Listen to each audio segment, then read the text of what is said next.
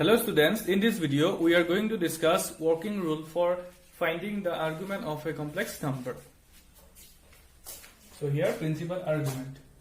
So I am drawing here a complex plane where this is the real axis and imaginary axis is on the origin. Okay, so consider there is a complex number which is lie on the first quadrant. Yes, the ordered pair of this complex number x, y. Okay, so consider this is the point P of z. Okay, so you can, as you know, that the distance between the point from the origin, yes, that is called the modulus of the complex number. So here PO is the modulus of the complex number. Okay, and I am drawing a perpendicular line on the real axis. Okay, consider this point N. Okay, so the length of this the length of PM y and OM x. Okay, and here you can see an angle is formed real axis and the modulus of the complex number, yes, which we can say radius. Yes, so you can see an angle formed which is theta. Okay, so here you know that theta is lie between negative pi and positive pi. Yes, where theta is the argument. Okay, this is the argument. Okay, and you can see this is an acute angle also.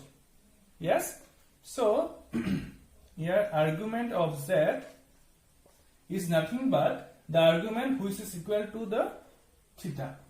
Yes, and here you can see this is an acute angle. Yes, so you can take acute angle is equal alpha. Okay, so you can say theta is also equal alpha. Theta is equal alpha. Here theta is the argument. Yes, you can write theta is equal tan inverse modulus of imaginary axis by the real axis. Yes, which is the first quadrant. Okay, so in the first quadrant we are getting that the argument theta is equal alpha. Okay, now consider the complex number in the second quadrant. Okay, consider z is equal minus x plus I of the y, where the ordered pair of this P of z is equal minus x y, positive y. Okay, consider the point P of z in the second quadrant. Okay, so you can see P of z is equal P of minus negative x comma y. Okay, which is in the second quadrant. You can see this is the origin. Okay, so you know that the distance between distance from the origin to the point is called the modulus of the complex number. Yes, you can say R. Okay, so here you can see I am considering a line segment on the real axis. Okay, you can see which is perpendicular to the on the real axis. Okay, so the distance is considered as a negative axis. Yes, this is the negative axis. That means x only but in a negative. Okay, x is only but in a negative. Okay, and y direction, you can see this is the y direction. Yes, so y direction, imaginary part is y. Okay, y direction, imaginary part is y, whereas the distance from the origin to the point P, yes, to the point P. Okay, So you know that the distance between distance from the origin to the point P is called modulus of the complex number or radius. Yes, so it is nothing but the radius. Yes, or the modulus of the given complex number, which is equal to x square, modulus of x square plus y square.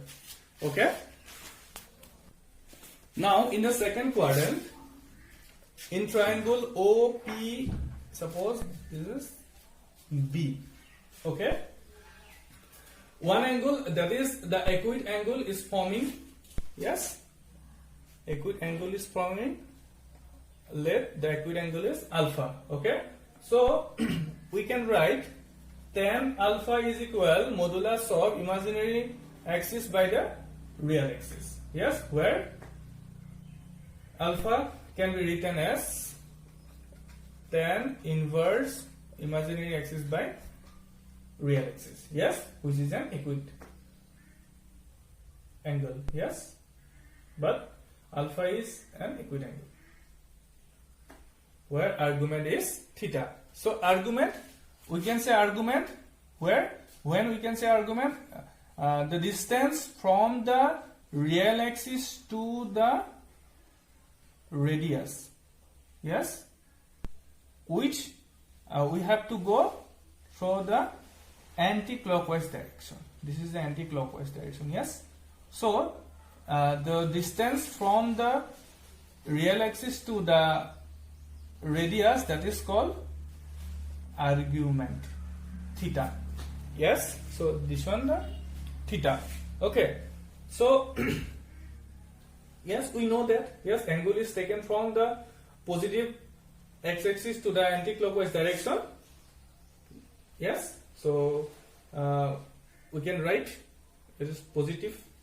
Yes, it is positive. Angle in clockwise direction. Yes, it is negative. Okay, always remember this thing. We can write those angles in the terms of negative when we go in the clockwise direction. Okay, now what is argument? Yes, we already discussed. Yes, the argument is an angle of the positive x-axis. Yes, of the positive x-axis to the radius of the given complex number. Yes, so here you can write theta. Here you can write theta is equal in the second quadrant. You can see in the second quadrant from the total angle what 180 degree. Yes, you can see this is the acute angle. Yes, if you subtract this acute angle from the whole angle, you are getting the required angle. Yes, our required angle is the argument. Yes, so if you subtract 180 degree from the acute angle, acute angle from the 180 degree, you are getting the theta. Yes, so we can in the second quadrant. So in the second quadrant, we can write theta is equal pi minus alpha. Okay, the argument if the complex number is in the second quadrant. Yes, thus you can write the argument is in the second quadrant. Theta is equal pi minus alpha. Okay, now move to the third quadrant. Now consider the complex number in the third quadrant, which is minus x plus minus I of the y. This is the complex number. Okay, ordered pair of this complex number, minus x minus y. Yes, consider this is the P of z. Okay, this is the point which is lie on the third quadrant. Okay, so in the third quadrant we can write this P of minus x minus y. Yes, so in the third quadrant, this is the origin. Yes, this is the origin. Yes, while we are we can say the distance from the origin to the point. Yes, this is called the modulus of that complex number, given complex number. Yes. So in the third quadrant, from the horizontal axis, it is making an acute angle. If we join this, yes. So making an acute angle, which is alpha. Yes. So the distance, you can say the distance from the suppose I am drawing a perpendicular line on the real axis. Okay. So the distance from the P to M. Okay. The length of this called what we can say this one Y. Yes. And the length of the OM X. Yes. We can write. Okay. Here, but what is theta? What is theta? Okay. So from, if you suppose theta is from the radius, we know that, yes, theta is from the positive real axis to the radius of the complex number. Okay. If you consider this is a theta, if you consider this is S theta. Okay. If we consider theta is in the direction that is anti-clockwise direction. Yes, which is anti-clockwise direction. This is anti-clockwise direction. We are getting what? Theta is equal pi plus alpha. Yes, pi plus alpha we are getting. Yes, this is the pi, that means 180 degree. Yes, plus alpha, this must alpha. So we are getting what? Pi plus alpha. Yes, but we know that the principal argument, the theta value must be lie in between negative pi and positive pi. Yes. So if you consider in anti-clockwise direction, you are getting S pi plus alpha. Yes, which is greater than 180 degree. Yes. So we don't consider in this manner. Okay. So now we need to consider theta in such a way that theta must be considered in the clockwise direction. This is the clockwise direction. So we must be consider theta in the clockwise direction. Okay, for the third quadrant. Yes. So alpha can be written as here. Alpha can be written as alpha is equal tan inverse modulus of imaginary axis by the real axis. Okay. Now we are look, that means if you go clockwise direction, okay, now we are consider clockwise direction, so the angle must be taken in negative sign. Okay. So we can write theta is equal pi minus alpha. Okay. But we can write theta is equal pi minus alpha. Yes. But here is a condition that it is clockwise direction. Yes. So theta must be negative. Okay. So theta must be negative. Okay.